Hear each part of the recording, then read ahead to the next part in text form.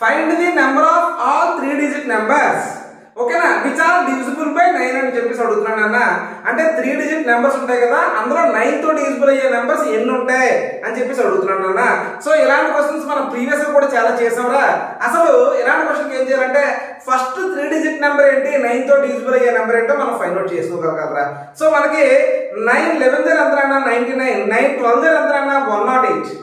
So 108 is the first 3 digit number which is divisible by 9 అన్న. అంటే మన first number ఏం చేసుకోవాలరా 108 అన్న. నెక్స్ట్ నెంబర్ ఏమవుతుందా 117, yes 117 అన్న, రైట్. సో మన లాస్ట్ నెంబర్ ఏమవుతుందన్న 1000 కన్నా తక్కువ అవ్వాలి. 1000 అంటే 4 డిజిట్ నెంబర్ కదా, 1000 కన్నా తక్కువ అయ్యే నెంబర్ ఏంట్రా 999. 999 అనేది ఎగ్జాక్ట్ గా 9 తో డివిజిబుల్ అవుతుంది కదా.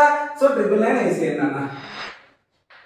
సరేనా, ఇప్పుడు చూడండి ఏ ఈక్వల్ టు ఏంట్రా 108, మరి డి ఈక్వల్ టు 117 మైనస్ 108 ఇది ఆల్రెడీ తెలుసు వేసాను మామూలుగా, right.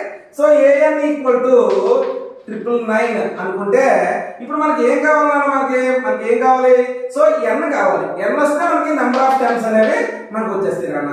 So a n equal to a plus n minus 1 into d రా. సో 999 ఈక్వల్ టు ఏ అంటే ఎంత అన్న 108 ప్లస్ ఎన్ మైనస్ 1 ఇంటూ 9 అన్న.